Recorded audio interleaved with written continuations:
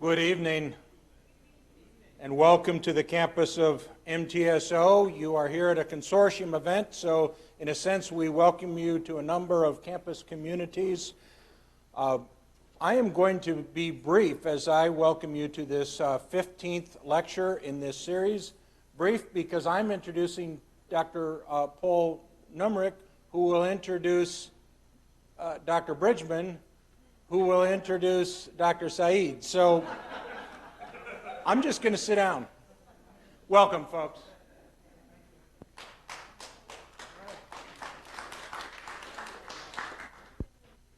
So, theological tag tonight. We're playing tag here. So, very good. My name is Paul Numerick. I'm shared faculty in the Theological Consortium of Greater Columbus. You just met President Rundell. Jay is the president both of MTSO and the Theological Consortium. So if you want to know about either one of those, you can talk to him later. Want to extend my welcome as well to all of you, whether you're a longtime supporter of this annual event or a first-time attender. We know that you had a choice where to be tonight, and we're glad that you chose to be with us. This is the 15th year. At the 10th year, I said I was pretty proud of this. You know, that's a pretty good long run. 15 years, even better. Something of an accomplishment in this era when there are so many competing claims on your time and on public attention. You have your program there. On one side, you see the particulars of tonight, and on the other side, a little bit of information about the speaker. But at the bottom, a list of some of our previous lecturers. These have included representatives of a variety of religious traditions: Buddhism, Hinduism, Islam, Judaism, and the three main branches of Christianity. Our topics over the years have been timely, everything from religious violence to interreligious dialogue to transnational religious dynamics.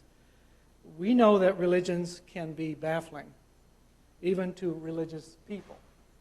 I have to say, one time I had one of our speakers, I took her to a local restaurant, one of my favorites, introduced her to the owner of the restaurant. We're religion scholars, we're here for a lecture on religion, and the owner pulled up a chair to our table, sat down and said, "Why do religious people do such foolish things?" Okay? Well, religious people sometimes do foolish things, but sometimes they do very good things. And so I hope that people will come away from these lectures with greater understanding and a greater awareness of religion's role in society and relations among the religions, which we know can be both positive and negative.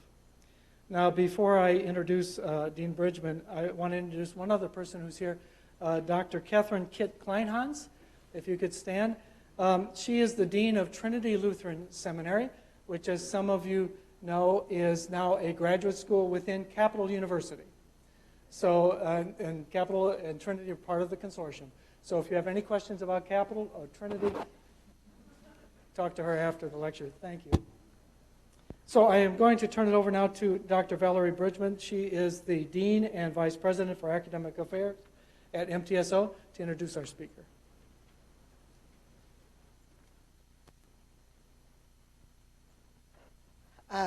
Good evening.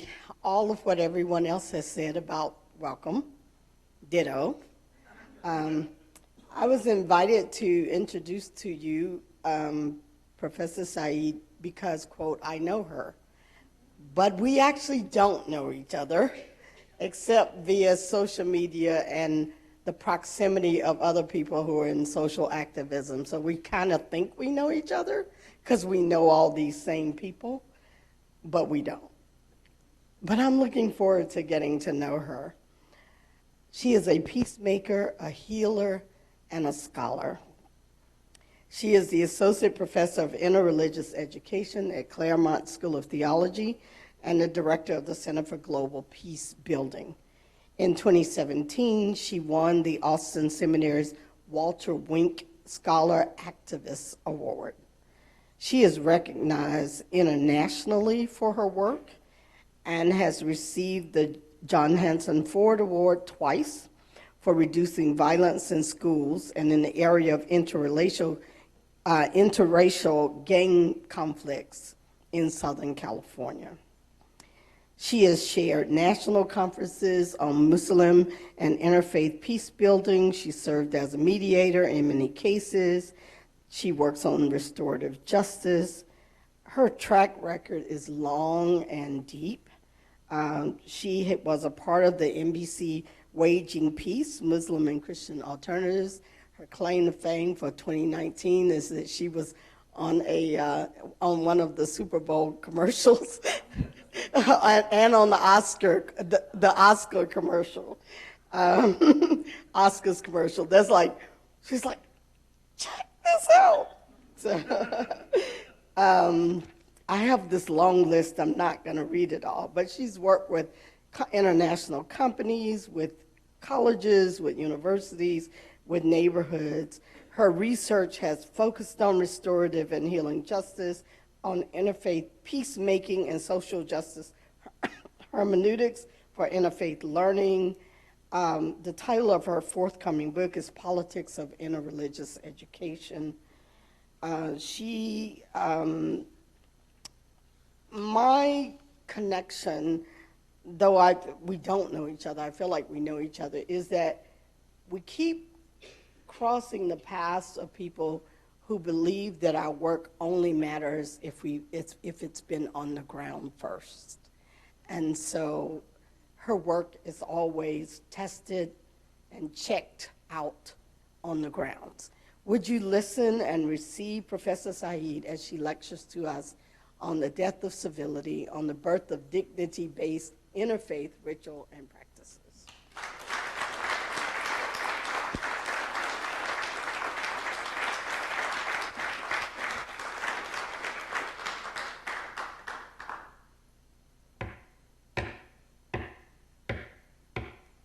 So I share with you the sound that we heard in this picture.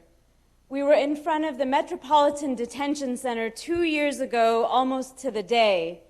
It was the season of Passover, the season of the sixth celebration of Vaisakhi, of the beginning of Isra and Mi'raj, the Muslim tradition, the night journey of the Prophet, and of the season of Easter. So we heard this knocking. We're standing there in the street in front of the place where ICE detains immigrants who have come to this country seeking asylum.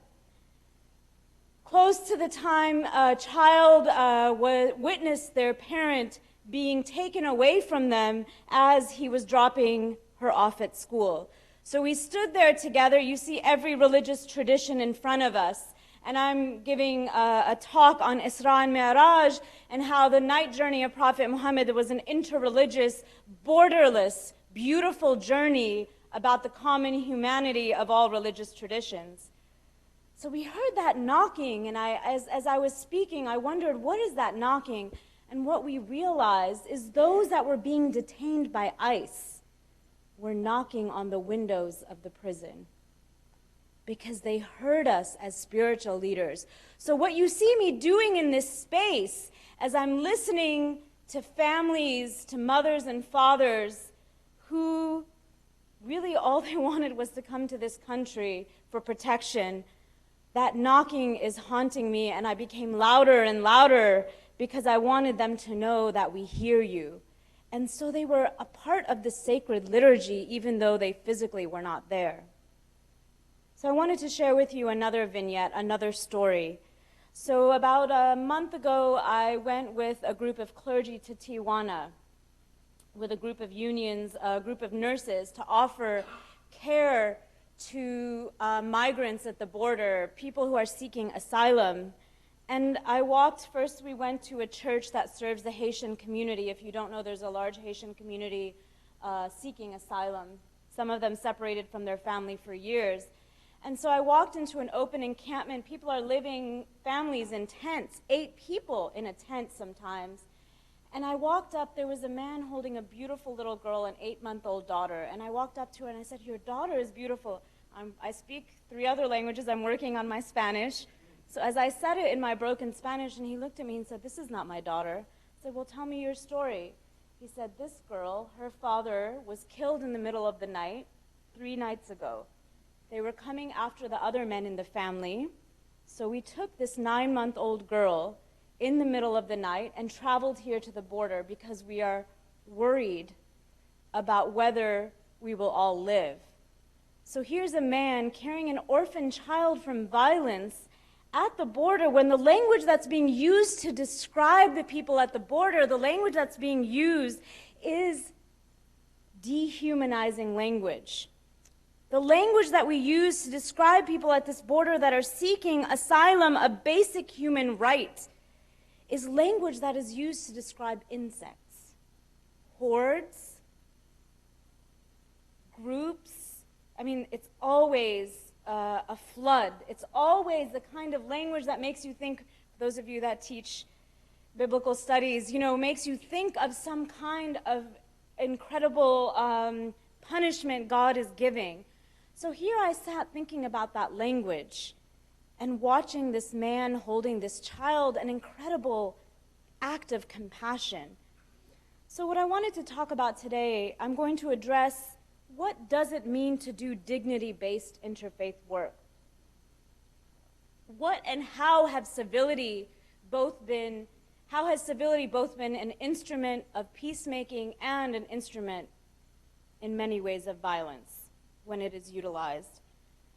So what we did in this space in front of the Metropolitan Detention Center in Los Angeles 2 years ago, and I want to let you know that clergy of every religious tradition have been holding service there for the last 2 years on such a regular basis that I joke that this is my mosque.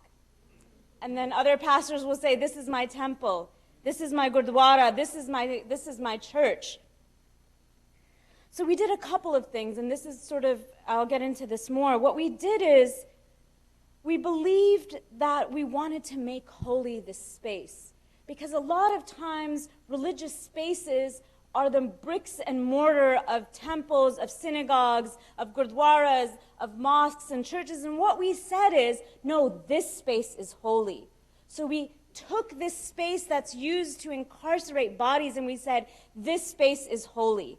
We are going to speak to the sacred nature of this space. And that's something that religious leaders can do.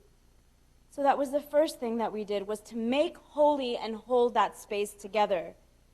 So not only did we make the space holy, but we said, we are here, I am in this space, talking about the need for the dignity of others who in this case were not of my religious tradition, because I believe that to be a part of being a good Muslim. The Sikh leaders that were there, that I am here because I believe this to be a part of my tradition. The Jewish, you'll see some rabbis there as well, Susan Goldberg and Arya Cohen, who's on his phone. But because he's tweeting about what we're doing, we're very good friends. We all said, we are here because it's not about interfaith as much as it is about me being here in my religious tradition, me being here as a Christian for human rights. And I think we have to get to that place where it's not an act of altruism separate, in addition, added to our religious tradition, but it's embedded within the practice of whatever your religious tradition may be. The third thing we decided and created and took together and claimed besides the space was that this was a holy time. So it's interesting that this lecture happened 2 years almost to the same period of time. We're planning something for April 17th, which will be very similar. But each of the religious traditions did some form of ritual practice. So the rabbis did some form of practice there. The Muslim, Jewish, Sikh leaders as well, all of them did some form of engagement. And I think it's important to think about, how do we create in interfaith spaces the spiritual and holy times of our own tradition? What is the social justice message? Every religious tradition, almost every great prophet, whether it was from the spiritual leadership of someone like Buddha to Muhammad, all of them were migrants. Jesus, at his core, spent his life in migration. So all of our traditions have to do in some ways with migration. So what we did is not just make the space holy, not just claim our religious traditions, but we said we're going to make this time holy. So that's a new framing on interfaith relations, not just come to my mosque and let me share with you about iftar, but what is inherent in the message of Ramadan that says I'm to feed those that don't have money?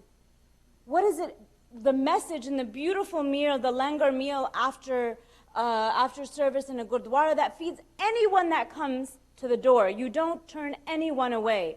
What are the messages of dignity inherent in our religious traditions?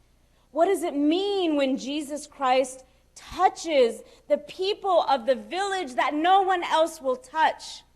This is not an empathy that is emotional, that is doctrinal, that can be found in a book. It is found in your body. It is found in how you function. So I wanted to open up with that, and I think this picture is beautiful because one of the things that the sign talks about is making Los Angeles a sanctuary for all. Making Los Angeles a city where we address all issues. So what I'm going to do now is set up, because this is a somewhat academic lecture and I'm a somewhat academic person. My students, I think it's a rabbinical teaching, but I'll often tell them, you know, the better answer to a question is a better question. So I don't know from which rabbi it came, but I've been told it's, I said it and someone said, I think that's a rabbinical teaching as well.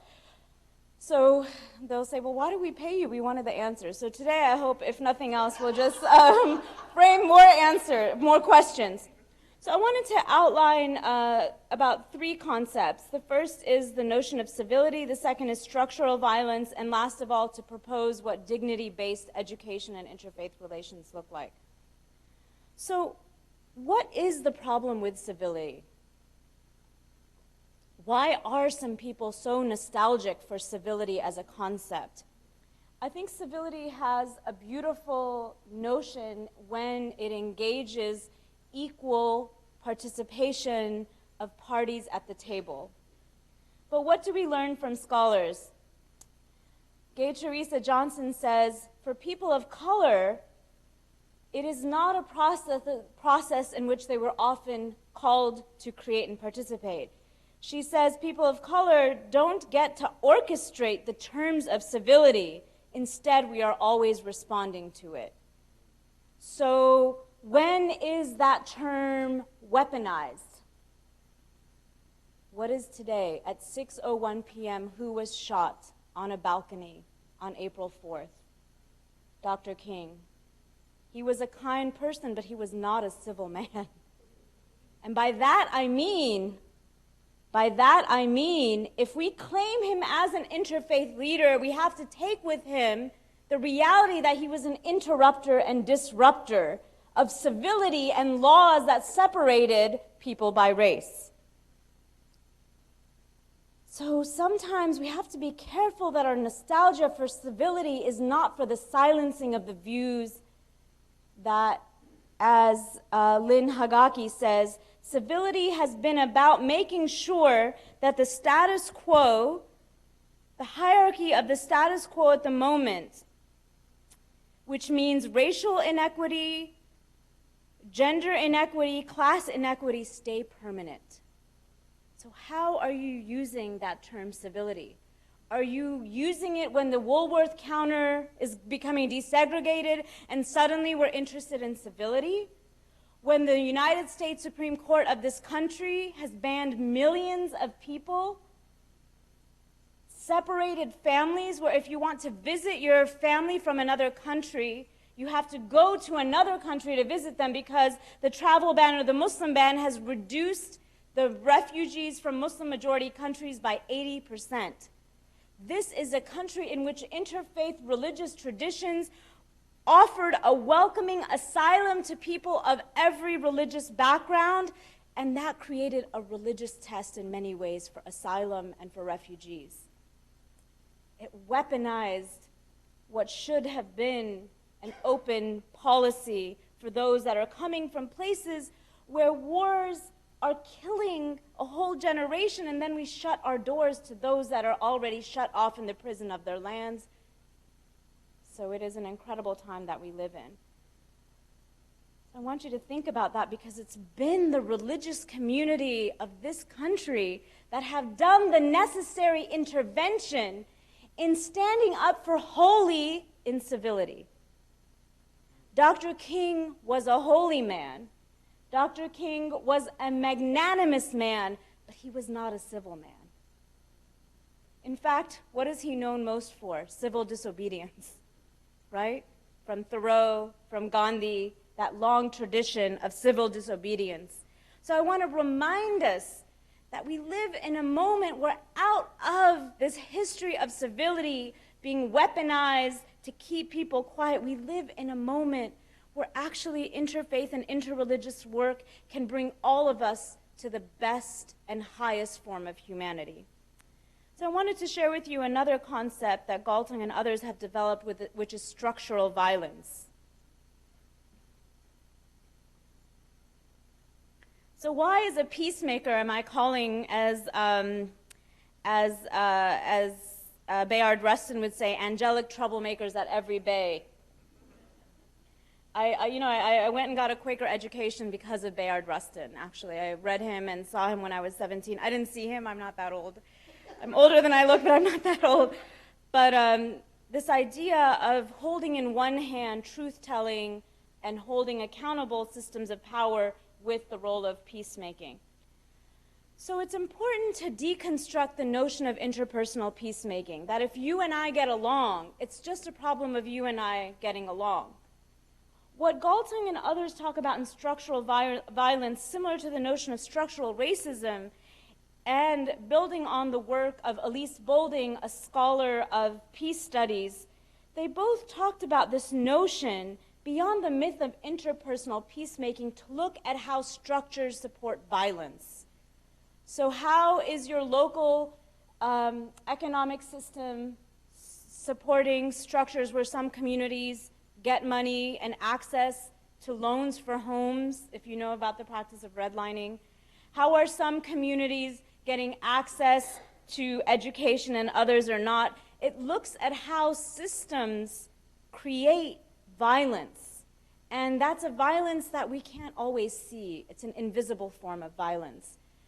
So I think as we think about our work as theologians, as faith leaders, I think we have to think about how does religion play a role in structural violence from all of our traditions? But also, how do religions and religious leaders, how do we animate an honest conversation and intervention against structural violence? And that, to me, is the work of the 21st century religious peacemaker. So it is also a theological intervention, because one of the things we think about as scholars is we look at violence and religion very often from the lens of only war. And what I'm talking about here is there are other forms of violence that are not manifested only in the apparent weaponization, the sort of ontologically in the physical warring between nations or groups. There are forms of violence in which certain bodies are considered disposable. So when I walk into any conflict, I ask two questions now. I ask the first question, who is human? Who is human to you? Who is human? Who's in that category of human? And the second question I ask is, what is sacred? And you know, these questions don't relate just to religious actors, because we don't have to be religious to hold something sacred. You as a community can decide, am I going to say is the greater Columbus area, is that a misnomer? Because people get really attached to it. We had a whole discussion between NoCal and SoCal and which is more California. So I'm very careful about where I am and how I base these kinds of geographic distinctions. So, you know, who is human in your community? Who is accepted as human?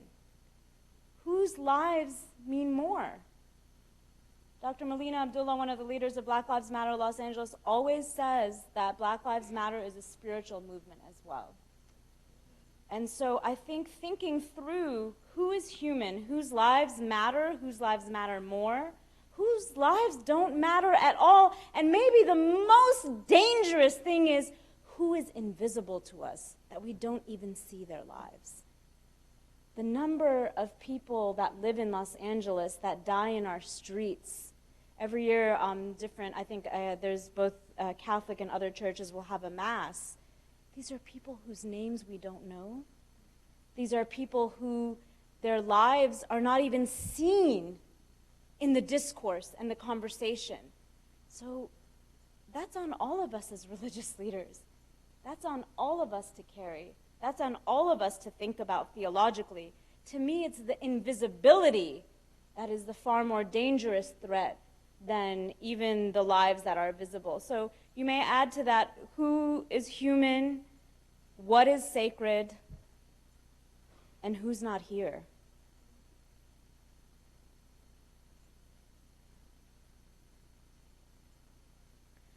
So I wanted to propose this notion of a dignity-based intervention. Mary Ellen Moore and Shin Myung Kim talk about in their article encountering dignity. They talk about in their article around dignity-based religious education. They say that encountering dignity is a critical goal and process in religious education.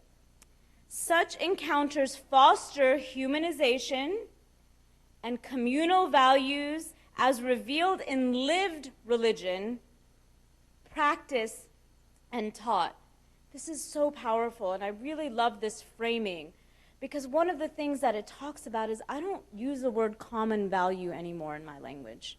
I don't tell my students in interreligious dialogue and leadership, I'm trying to get you to a common understanding.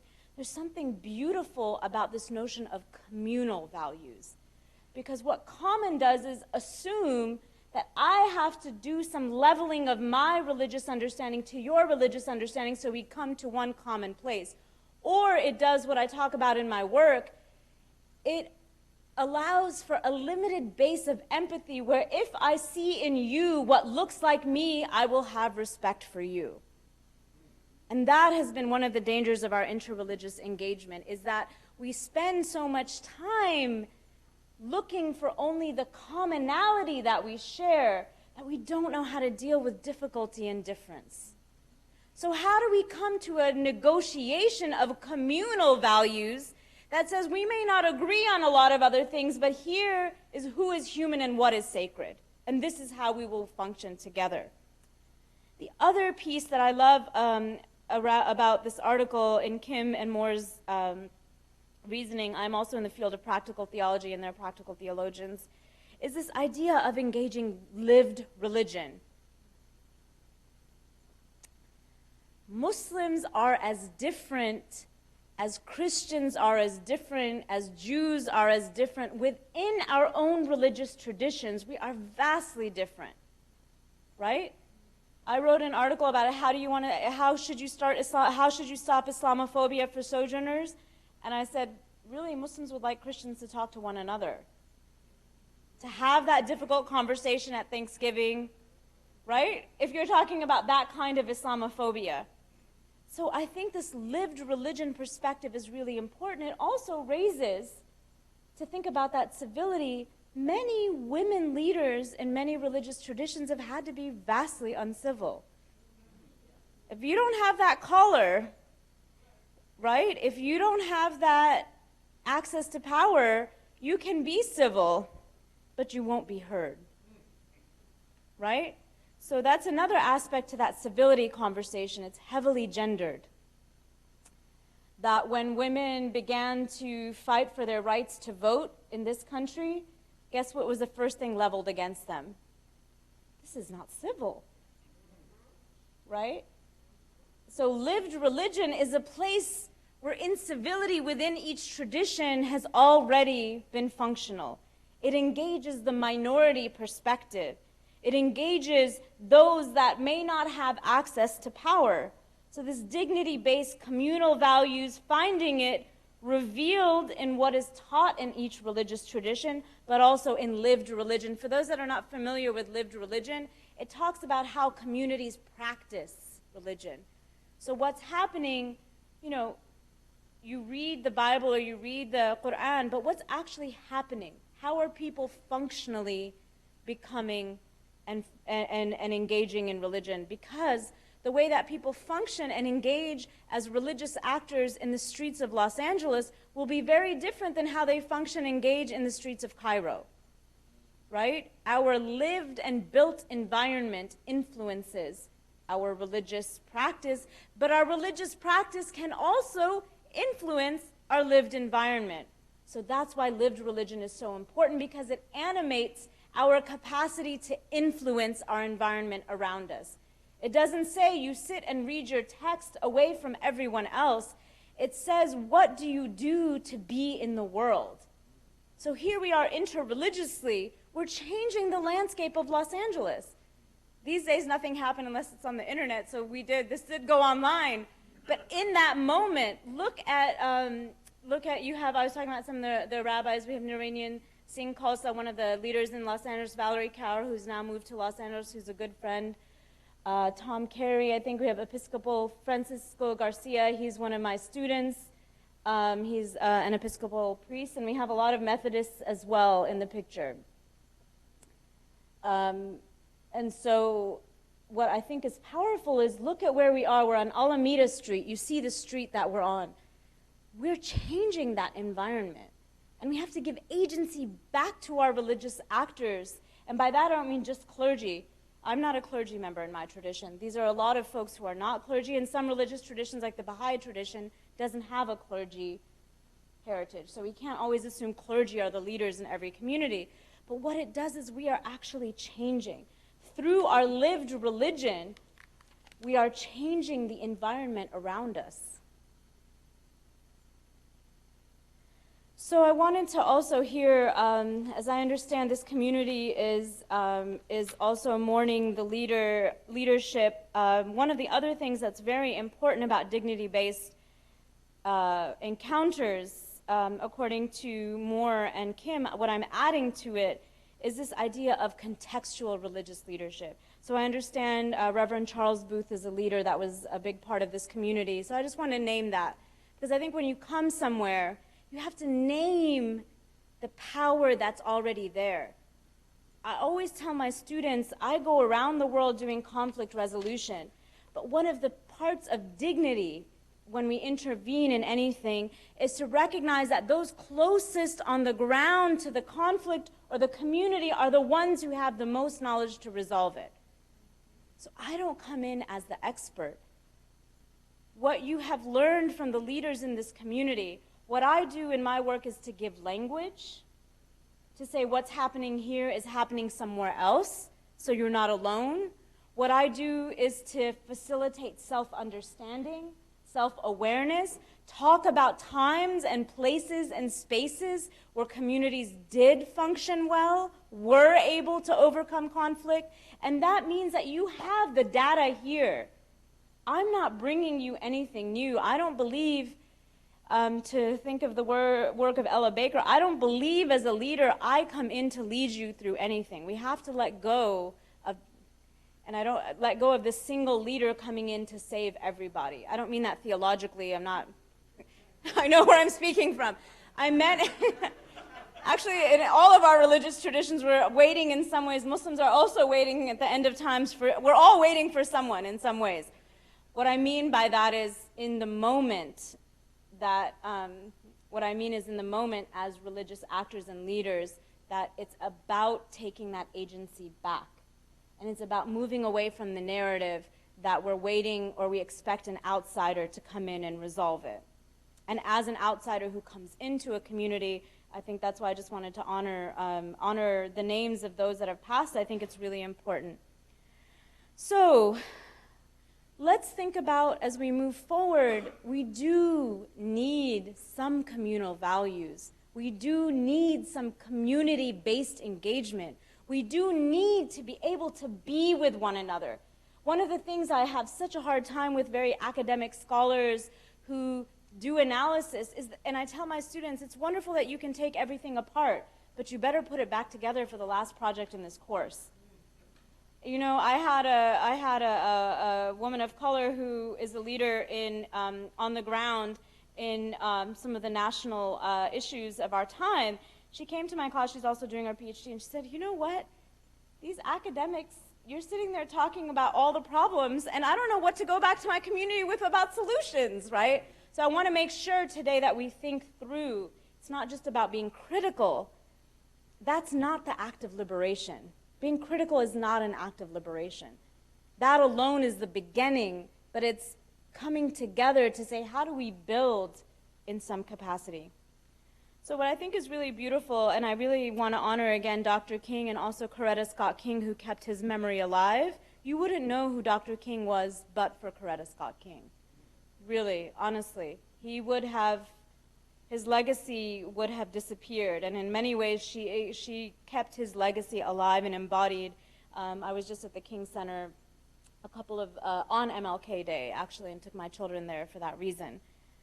He said, the supreme task is to organize and unite people so their anger becomes a transformative force. Right? Anger is virtuous, anger is righteous, but what is our task as leaders? It is to unite people so that that anger becomes a transformative force. And in many ways, he's theologically framing this for us. I think sometimes we forget that he was a religious leader. He spoke from a religious conviction. And so this is, in many ways, a spiritual articulation. So, so in this article on dignity-based education, we have a couple of recommendations for how to think through dignity-based both education and encounter, according to Moore and Kim. One of them is that encountering one another should stretch the imagination. So when I meet you, I should be expanded in my religious imagination.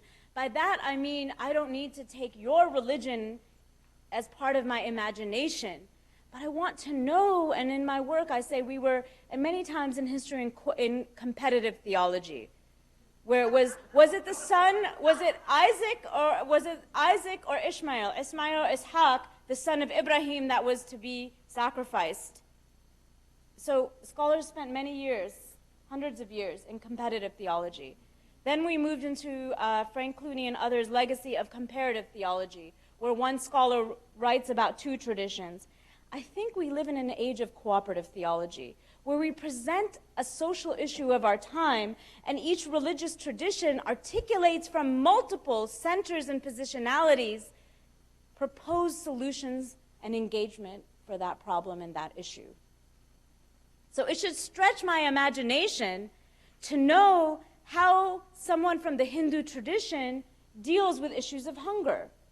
It should stretch my imagination to come to the table when I was a Muslim, I'm like, wait, I am Muslim.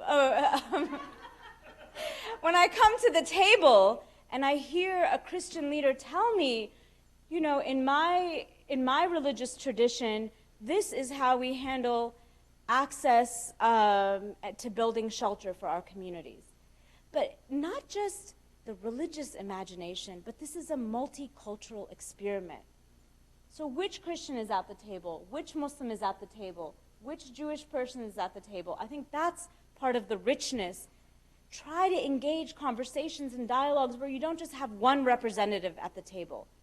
Because someone who comes from a refugee background, who's recently migrated, is going to be very different than someone from the same religious tradition who has a well-established career, capacity and engagement in the English language. These are two very different people, but we learn from everyone.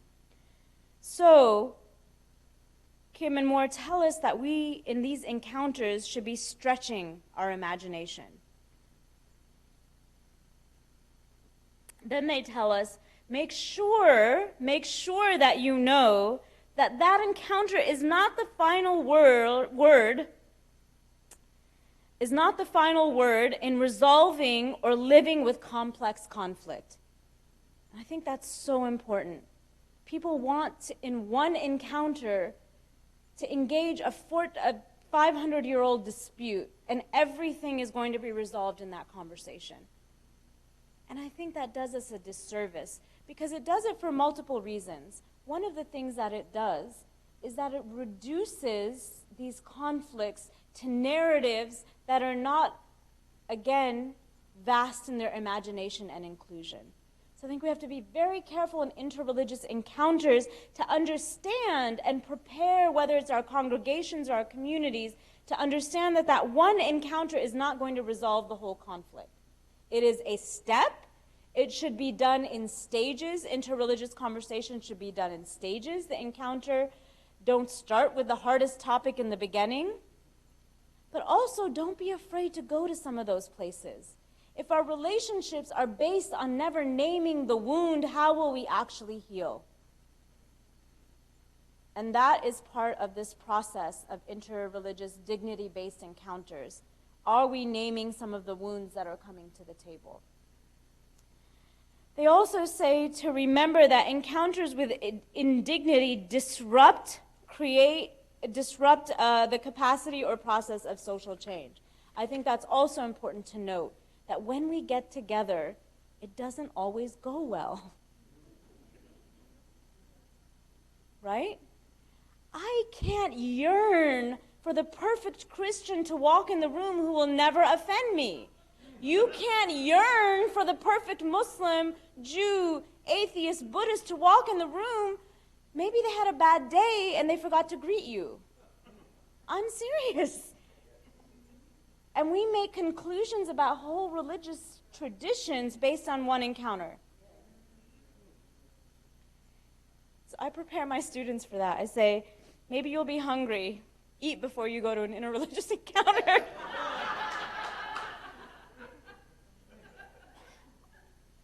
And it does something else. It does something else. Because what happens is, as Mamdani's work talks about with good Muslim, bad Muslim, is it creates the expectation of the perfect paragon of morality and comfortability established by those civility kinds of standards. So not only are they the perfect kind Muslim, but they're the Muslim who will agree with everything that I agree with, or the Christian, or the Jew, whatever it is. So what have we done? Do you know that's a form of dehumanization? And we don't think about it. We hold people up on a pedestal, but if you keep someone on that pedestal and then eventually they have to fall and break, and then do you walk away from that relationship? Do you turn that whole religion away? Because this perfection that's expected, not only is it impossible, but it's not a human performance. It's not possible for a human to perform that way, right? I think that's really important in this work. So that's from Min and Moore, and I'm going to add a little bit to them. One of them is, we create communal, not common ritual when indignity has been under attack. So this is an example of communal ritual. How do we get together and speak from our traditions and speak deeply from our traditions to bring the richness of how they address indignity? By the way, scholars have now realized that it's not physical violence as much that's difficult to recover from as a person or individual, it's dignity violations. You can think about some dignity violations. Some of them are when people in a community are in a position where they have to receive money, and we make them stand in a line outside an office where everybody knows that that's where you have to go. That is a dignity violation. Because when we create structures that seek to humiliate individuals, that's a dignity violation. And actually working in international development, I had to work with practitioners to help them understand why people weren't coming for certain services. Because the structure of those services identified them. And they were, put them in a place where they didn't feel that it wasn't only that it was seen as an act of charity, but the process of doing the charitable act did not take into account the dignity of the people who were receiving, right? So keep that in mind. And in fact, religion is a beautiful intervention there, because you know what religions say in their healing capacity? They say, you don't need to justify that you contribute such X dollars to my community and I value you at that. Religions say, no matter what, we talked about the beautiful langar meal. No matter what, you come to my door, I don't ask you if you're the king or you're the peasant, I serve you. So religion is in our times the dignifying source. It can be, it should be, I pray that it will be. So so when I talk about this, it's not a common practice that you're seeing here. And I think that there's spaces for common practice, but I think particularly in dignity-based encounters, the notion of communal spaces where each of us, again, share, whether it's our ritual, whether it's our teaching, is very rich. Because what can happen in interfaith spaces is you can get very thirsty. No, what happens in interfaith spaces, I should have drank more before I came up here. What happens in interfaith spaces is sometimes we move to the common denominator, right?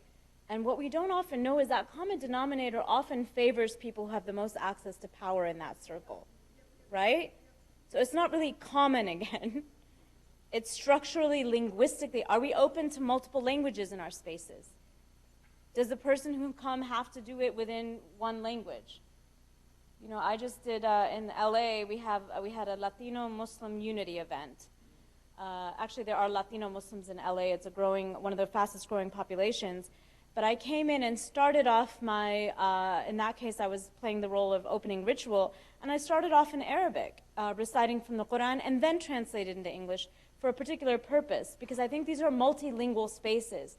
There's something beautiful within, for instance, the Arabic tradition. Rahama is the source or the way we describe, in particular, compassion. It's often translated from the Quran as mercy, but it's far deeper. And in the Hebrew tradition, this is where Hebrew and Arabic have so much in common as languages, but it comes from the same word for womb. So if I just say I'm here for the purpose of mercy, you won't know that the mercy of which I speak is a womb-like mercy. That it comes, for those of you that have, it doesn't mean that you have had to have children, but that relationship in carrying another body, that's the kind of mercy I'm to have for you. And that's the mission of Prophet Muhammad, to have been such a mercy to all of humanity, not just to Muslims. So we have to think about the richness that we bring to the table. So whether it's the religious language or the cultural language or the practice of your tradition, bring that richness to the table. The second is that we have to address through ritual and practice past indignities. So I had to deal with in my class, I often talk about, because I'm the only Muslim professor at a Christian seminary, we have to talk about the reality of being in a majority setting with having the kind of privilege that comes. I had to change my language when I had a Pakistani Christian student in my class who had lost his whole family from a bombing done at his church.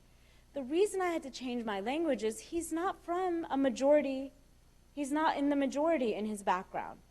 He's not, his Christian faith and the way that is articulated, the space that he's in, I had to listen to what it meant to be a Christian minority in a Muslim majority environment. So I think it's very important to hear and listen and readjust and recalibrate even the language around oppression that we sometimes get so wedded to. I think the analysis is important, but again, context. So just as any of us are within any particular situation, thinking through and listening and having to hear, it's very difficult to hear when your religious tradition has been weaponized against someone else. That's the hardest thing to hear. We get defensive. We don't want to hear it. We don't want to listen to it. We don't want to engage it.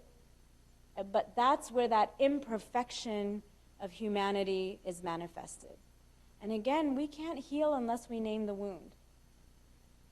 So it takes an expert amount of facilitation, it takes time, it takes effort, it takes, again, a communal value that says, we're going to stay at the table as hard as this gets, right?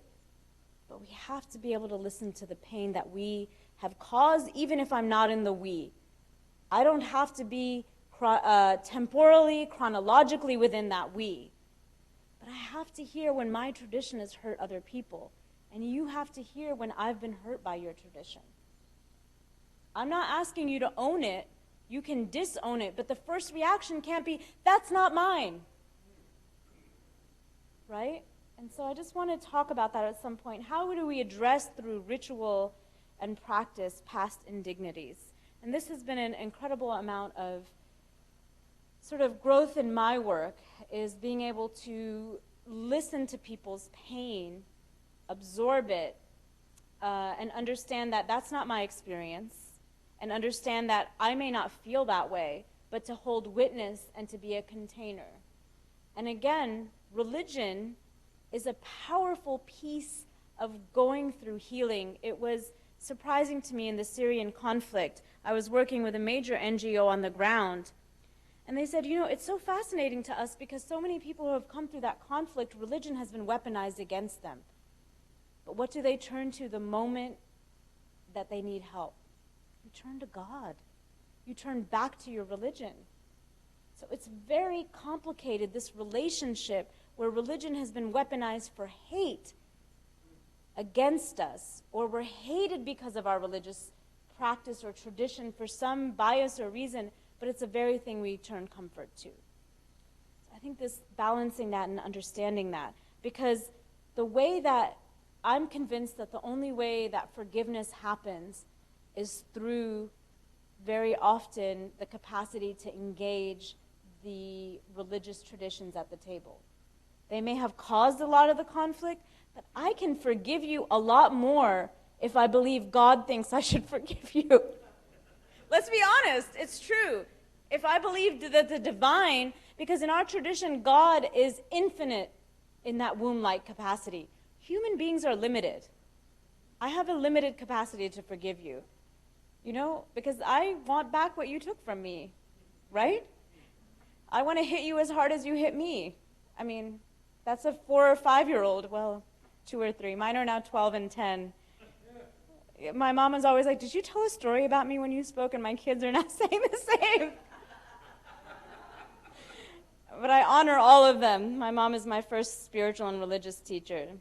So I think that's really important that we keep in mind. I think the myth of religious violence is there. The reality of it is there.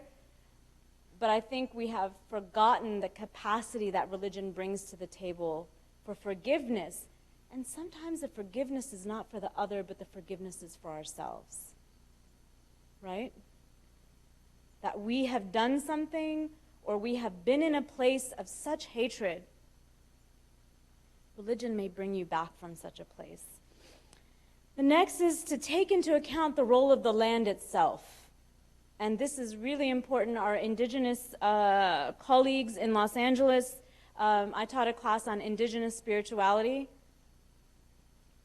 and activism. And I wanted to interject that here because I think more and more seeing, for instance, our Tongan students, Pacific Islander students, saw their identity very often cut apart from a Christian and Indigenous tradition. And the Indigenous part of their identity was seen as lower, and their religious identity seen as higher.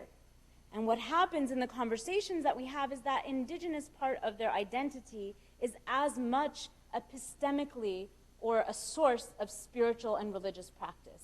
So how do we balance that? And you could do that with so many different communities who have many Indigenous roots, but taking into account the land itself.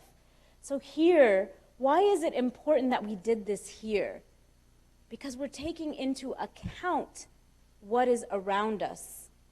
And if we, you and I, as religious leaders, are afraid to be in the streets with people, we are not doing the work of all the great prophets of our religious tradition.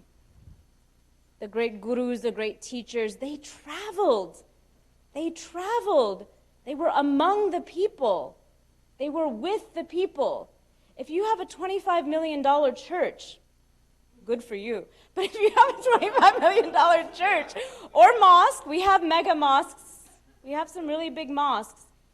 But your space is not serving people, and you're not going amongst the people. To me, we have lost our role as healers, right? My son was in the hospital in and out for about 4 months. He had an injured pancreas. It was one of those situations where the first hospital we went to, they didn't listen to me. It was in rural Northern California. That's a whole other story. But it was one of those places where you are at the edge of life. And it was so fascinating to me because you know what happened? It was the interreligious leaders who I marched with that came to visit me in the hospital. So one of my friends was like, why are there so many rabbis here? But we've forgotten how to be healers. And people should be turning to mosques, to synagogues, to churches when they're at their most broken. Whether they're broken financially, broken emotionally, broken spiritually. And I think we've forgotten how to do that. Is your imam, is your pastor, is your rabbi, is your religious leader, are they there with you in times of pain? Or are they contributing to the pain? I think that's something we have to think through. So take into account the land itself. That's really important because I think what it means is we take into account the land, we take into account the people, we take into account all that's around us. And it's a beautiful teaching of all of our traditions. In the Muslim tradition, Prophet Muhammad said, "Ju'ilat li ardi masjidan," that the whole world is a masjid. The whole world, it's not that it was for him to colonize, but the whole world is sacred. The whole world is sacred. It shouldn't be sacred. Our sacred spaces shouldn't just be when we enter a house of worship. Everywhere is sacred. And how do we make sacred those spaces and have relationships with people that are sacred and beautiful? The last thing that I wanted to kind of end with is that it allows us to see religion and theology in places and spaces we may never have seen them before. So when a child is in school and someone says, "Why do you wear that?" Whether they're, as you know right now in Quebec, they're trying to ban any religious attire in schools, which affects many religious traditions. That's another issue about our religious attire. But what does it mean? A child has to be theologically, in some ways, they have to know how to answer that question. We can't teach religion through memorization anymore. We can't teach religion through just, these are the 4 key concepts, go. Your child doesn't live in that kind of world. Your child lives in a world where they're going to be questioned, why do you do that?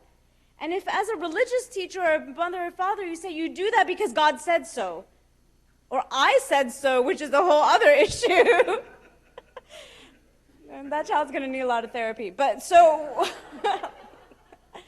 I'm joking in some ways, but many Muslim children of my cohort who grew up with very religious parents that didn't explain, why are we doing this? What's the wisdom? What's the teaching behind it? Many of them are not in the tradition anymore because we live in a multi-religious environment. And we have to say, what is religion bringing to the table that is good? What is the good that I'm adding to this space? If you have no capacity to explain it, you also don't have the capacity in the interreligious encounter to explain it. So why are you doing what you're doing? I think we have to begin to understand. So for my children, it's every Saturday our mosque feeds. My mosque is in Koreatown and close to, I was like, that's probably, you don't have a Koreatown out here, but it's in Koreatown in Los Angeles next to Little Bangladesh, or Dhaka, Little Dhaka. And the families that come for our weekly feeding, we give out food. are not Muslim, most of them. They're mostly elderly Christian Koreans that live in the neighborhood. And then we take the food and go to the park across the street. Los Angeles, unfortunately, has an epidemic of people we call shelterless. It's an epidemic. People are living in their cars. It's really an epidemic. And what I wanted them to know is not just this. I want to make this a t-shirt. My faith is not a PR campaign. My faith is not a public relations campaign. We're not doing this for cameras. We're not doing this because we want people to think Muslims are nice people. We're doing this because this is part of your religious tradition. I'm here, it was caught on camera, I'm here because I'm a Muslim.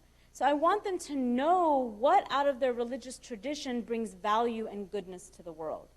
Not just understanding their text, but understanding it in that context. So I think as we think about religious education and interreligious education, how do we experience and develop the capacity of being both critical thinkers, creative thinkers, but also how do we come together to address the future of dignity-based practice, dignity-based education, and most of all, I think for all of our religious traditions, value what each of us brings to the table that expands the human heart and head to recognize the humanity in all of us. Thank you for your time tonight.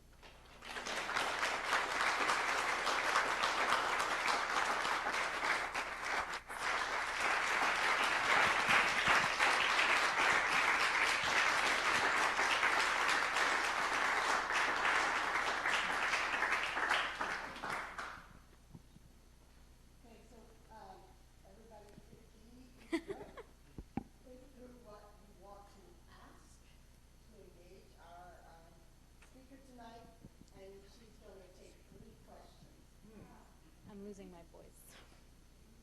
So, you know, it needs to be proper. Try not to meander your way to the question. Questions in with question marks. And I actually don't mean a statement that comes to the end. I actually mean a question. All right. And if you feel comfortable introducing yourselves, it would be a pleasure to know who you are. Taranjit Butalia, I teach at Ohio State. And an incident happened today that I just briefly want to say, and I'd like your response to it. I'm in civil engineering, so I was going by one of our labs, and there were about 20 students from civil engineering, predominantly white men, who were being taught by a TA who is a Muslim woman. Now, you and me are very fashionable in terms of religious headwear. She's from Iran, so she actually is wearing almost a full-length hijab. And I heard a couple of the students at the back kind of giggling, so I kind of stood there to see, and they were making fun of her. And so I just told them to cut it out, and then afterwards I talked with the TA, and she said, it is pervasive. What advice would you have for young Muslim women who are in that role and find that they are being demeaned so publicly?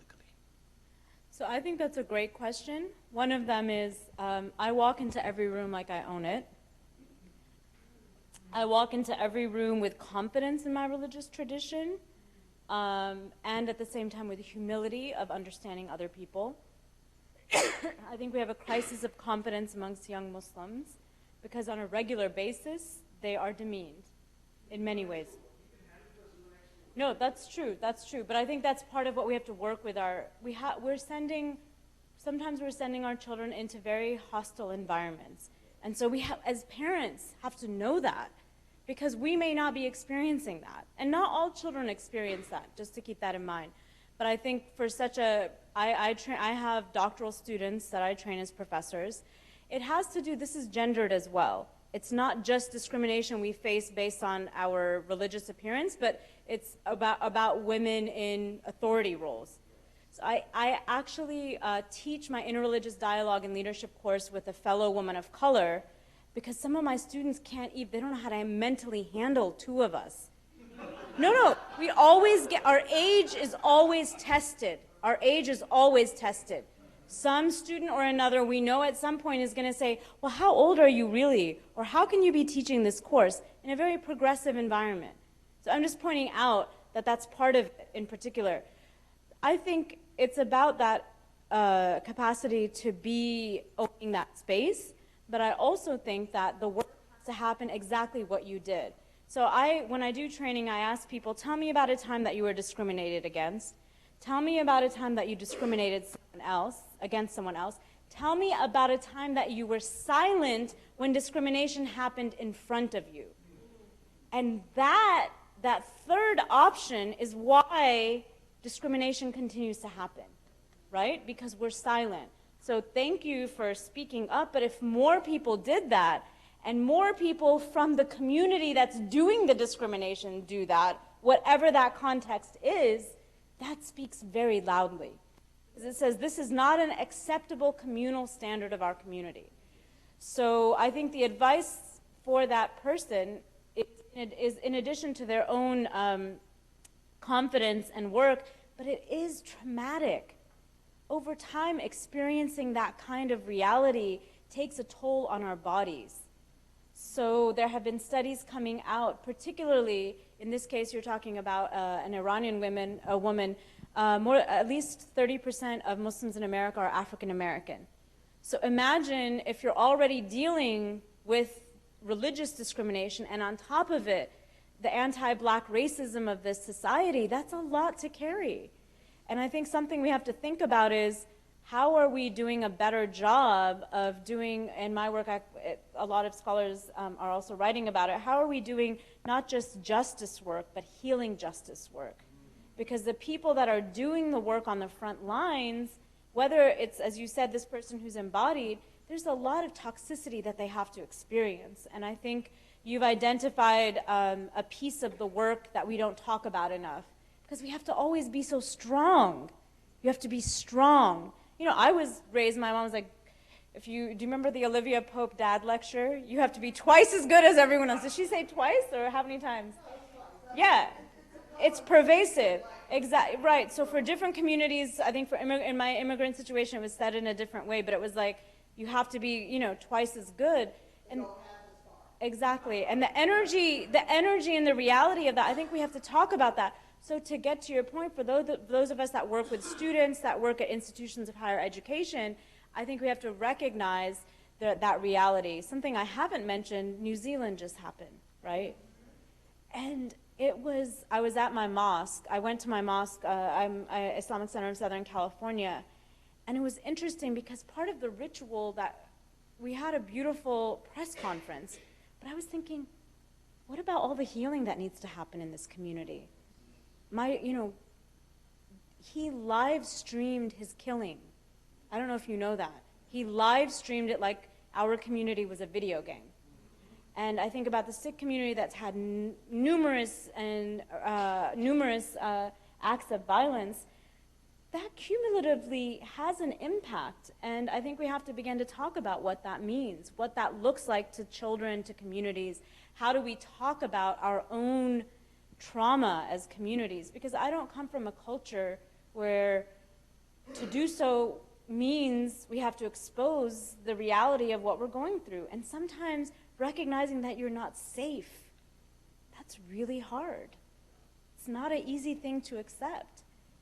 And so some ways that communities deal with it in different generations is not to talk about it at all. And I don't think, again, that's a disservice.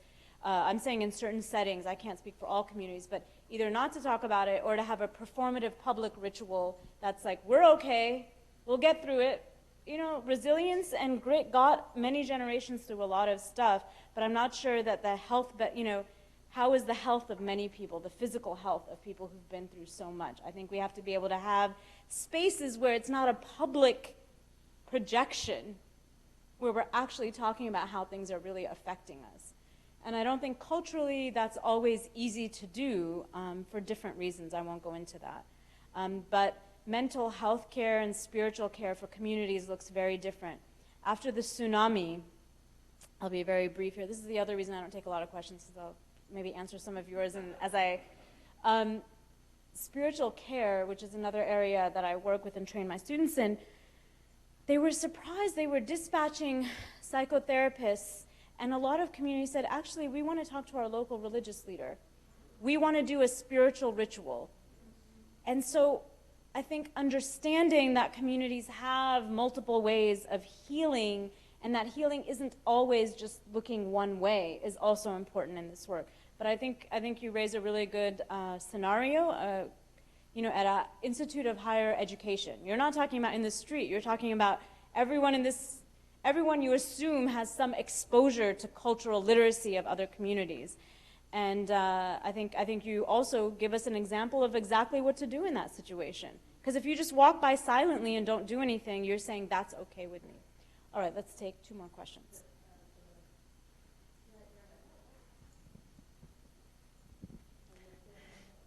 Thank you. Yes. Your name, please, if you feel comfortable. Rabbi Jessica Schoenberg. So I'm having difficulty choosing. So I think what I'll go with is I notice that you, like me, are a recovering litigator. And it's so a lot of my I am done with my recovery. Yeah, right. Well, clear. I am healed. Very good. So my question is, as a person who finds my rabbinistry in issues of social justice, specifically at that interface with the way our more conservatively leaning political structure is stacking spaces in which legislation and constitutional law are decided. I'd love to hear your thoughts about how we as religious leaders and religious laity show up in those spaces. That's a really good question. So by the way, I've never litigated, to be clear. I went to law school doing mediation and restorative justice. I'm just kidding. But the law degree, I think, does, it really helped me. I also studied, before I went to law school, I studied with the sheikh, I studied traditional Islamic law, usul al-fiqh. So I think that's important because I know, that you need to study your own religious tradition to bring to the table. But what I would say is really important, one thing I haven't talked about here, in the 1980s, it was the idea of the sanctuary movement for particularly this issue. I'm not getting into all of the other issues I work on, but I wanted to pick one issue, particularly around migration and incarceration of migrants and refugees. So one of the things we've developed is a network of clergy that does accompaniment. So instead of that 80s notion of sanctuary, so for instance, what we found is immigration court goes very differently if someone shows up at the court with an interreligious set of clergy. They will actually let more people into the courtroom. So I think that's an important piece. We were there, I was last in court with a father who was about to be deported while his 6-year-old son was still in America. So if he's deported while his child is in America, he may never see his child again. We don't know what would happen to that child if they become absorbed into the foster care system. But it was really powerful because his lawyer told us having, and it's not just Christian clergy, just having a multiracial, multi-religious group made a difference for him. I think that's when standing up, you don't have to stand up in a group of people who look like you. It's sometimes actually more powerful when you have people of other communities. We also have done an accompaniment process for a DACA recipient that wanted to meet with their congressperson, and the congressperson wouldn't meet with them. So as clergy, and this is not, in these cases, no one is getting arrested for civil disobedience. There have been cases where you'll see in LA that people have done other things. But just going with this individual to meet with their congressperson, the congressperson wasn't meeting with them. Then you see a picture of a bunch of clergy sitting, Muslim, Christian, Jewish, Buddhist, whatever, sitting in front of your office. It's like, oh, I better meet with this person. They must be important. I mean, that's a political strategy, is sometimes when a person is dehumanized, showing up in force like that. So accompaniment also can mean sometimes people have offered homes for people waiting for their court date, because that can mean the difference between being detained or not. Again, that's a legal process, so I'm not talking about anything here that would challenge existing laws. Other folks have done other things, but there is a lot that clergy can do in this scenario. So I encourage you to think about other scenarios. When there are protests, clergy often are present in LA. We train clergy to do it because they can negotiate with police officers. We had a young man that again, he didn't do anything. He was at a protest, but police officers wanted to take him aside, and he might have been deported if he had had contact with the law in a negative way. But one of our clergy members went in and talked to the police officer to get a truck across the border that had supplies.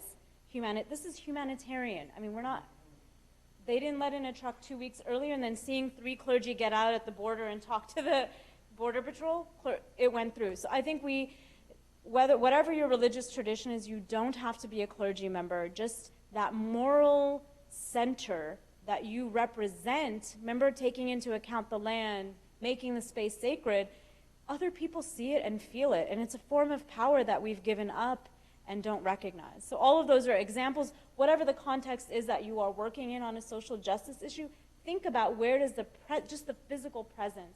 And the other thing is, to get back to my earlier point, spiritual care for those that are affected by the issue. The number of suicides of young people who are touching our immigration system is really high. I was on a call with a young man, I think he's 18 or 19, and he was ready to take his life. You have to be trained for that work. I don't do it, I referred someone to it, but spiritual care for people directly impacted by the issue is profoundly important. I think that's part of that structural violence. The system is not out there punching that person in the face, but the reality of having to deal with the stress, and to take a word from European theologians and scholars, precarity. When you're living in a state of constant precarity, it affects you. So all of those are ideas of how you can be, to use Larisha Hawkins' work, be an embodied solidarity with communities. So, one more? Come on, you're a bright crowd. If not, I have questions for you. Just kidding.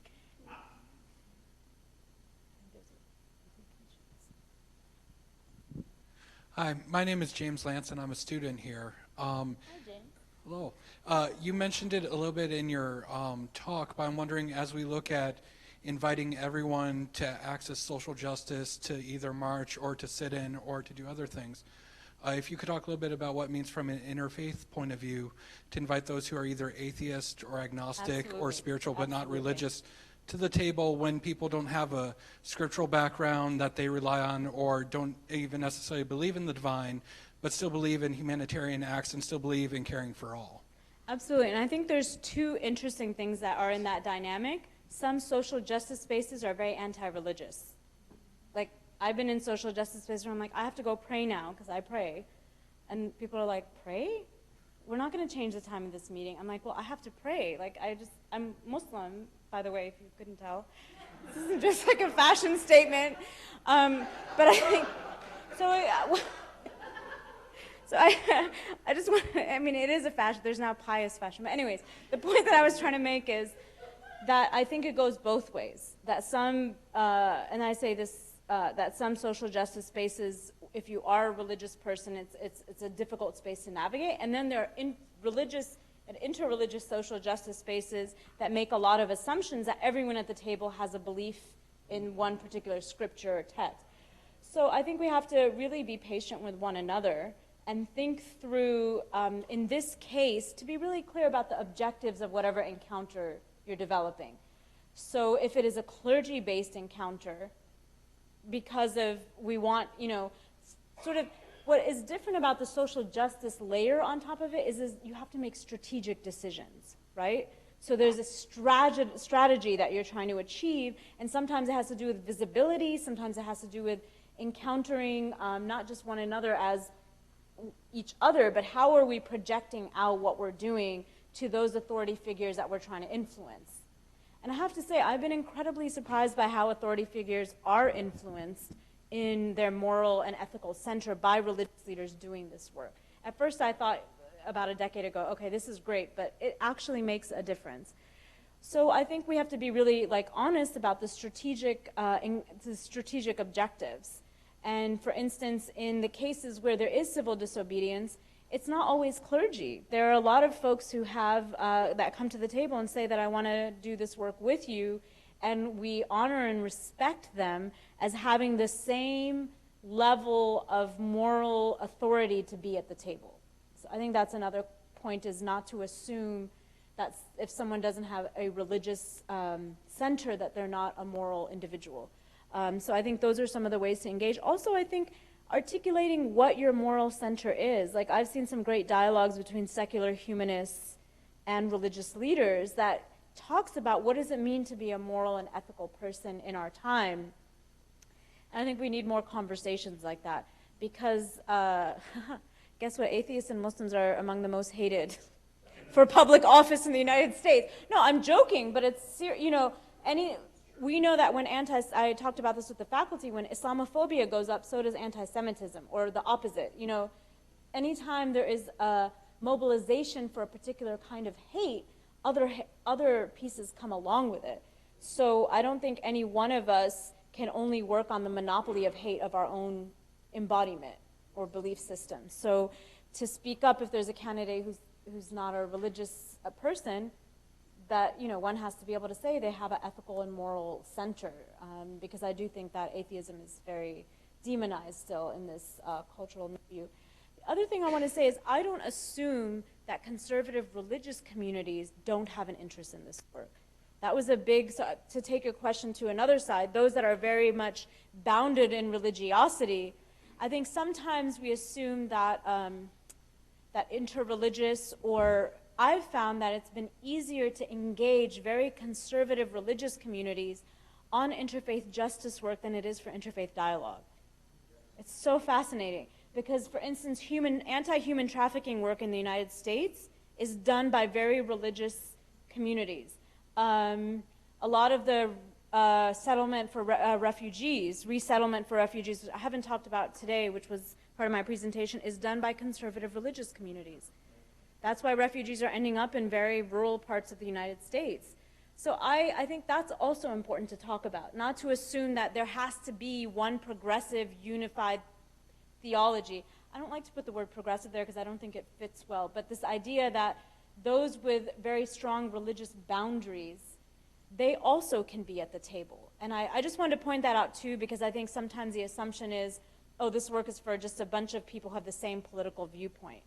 By political, I don't mean who you vote for necessarily. And I think that's also a problem when we put onto religious communities these labels.